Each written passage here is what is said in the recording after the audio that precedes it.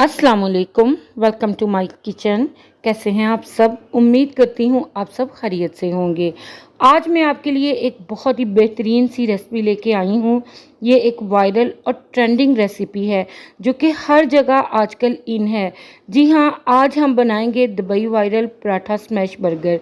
बहुत ही टेस्टी और इजी बनते हैं और हमेशा की तरह बहुत ही आसान से तरीके से हम बनाएंगे।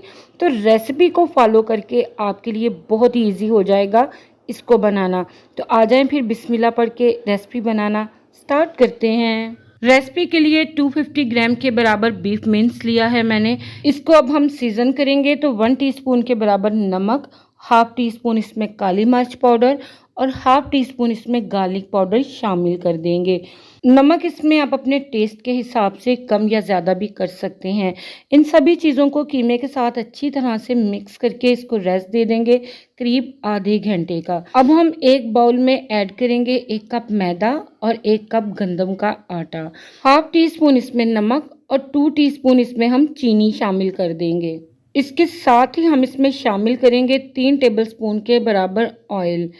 ऑयल की जगह आप बटर या घी भी ऐड कर सकते हैं, ये आपकी अपनी चॉइस है। मिक्स करेंगे और थोड़ा थोड़ा करके इसमें हम पानी शामिल करेंगे। पानी हमने नीम गर्म इसमें शामिल करना है, एकदम से नहीं, बस थोड़ा थोड़ा करके इसमें हमने पानी शामिल करना है।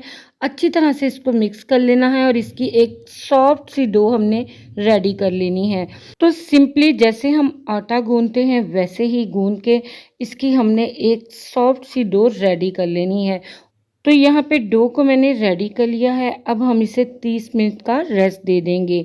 नेक्स्ट अब हम बहुत ही मज़ेदार, बहुत ही ज़बरदस्त सी सॉस रेडी करेंगे।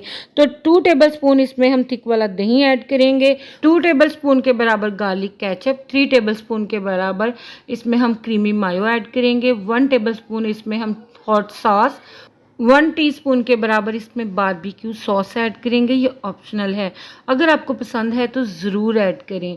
हाफ टी स्पून के बराबर इसमें हम मस्टर्ड पेस्ट शामिल करेंगे। सीजनिंग में ऐड करेंगे 1/4 टीस्पून नमक, 1/4 टीस्पून सुरख मिर्च पाउडर, हाफ टी स्पून इसमें चिली फ्लेक्स ऐड कर देंगे और 1/4 टीस्पून इसमें काली मिर्च पाउडर का शामिल करके अच्छी तरह से इसको मिक्स कर लेंगे। तो यहाँ पे बहुत ही बेहतरीन सी सॉस रेडी है।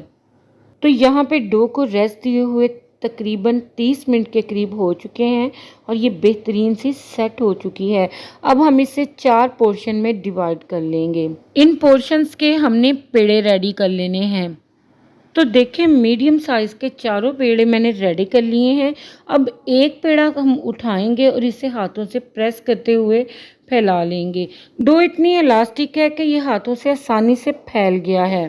रोलिंग पिन से बेलते हुए इसको बढ़ा लेंगे और इसकी एक पतली सी रोटी रेडी कर लेंगे।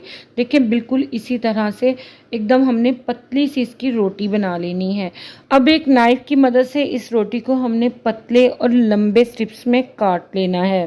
देखें, वीडियो में जैसे मैं काट रही हूँ वैसे ही आपने स्ट्रिप्स रेडी कर लेनी है। जब ये स्ट्रिप्स रेडी हो जाएं तो इसके ऊपर हम ऑयल लगाएंगे। ऑयल लगाकर इसके ऊपर हमने खुशक मैदा डस्ट कर देना है। ऐसा करने से इसके लच्छे बहुत ही बेहतरीन से बनेंगे। अब इन स्ट्रिप्स को हम जेंटली हाथों से इकट्ठा कर लेंगे।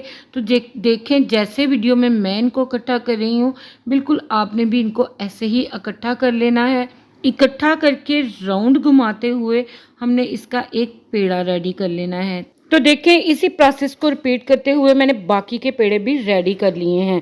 अब इन पेड़ों को हमने 10 से 15 मिनट का रेस्ट दे देना है ताकि इनकी लेयर्स थोड़ी सी सेट हो जाएं। 10 मिनट के बाद हम एक पेड़े को लेंगे तो देखें, इस तरह से हाथों से बिल्कुल हल्का सा इसको प्रेस करते हुए हम थोड़ा सा बढ़ा लेंगे। अब इसे हम गर्म तवे पे रखेंगे। तवे को हमने पहले ही घी से ग्रीस कर लेना है।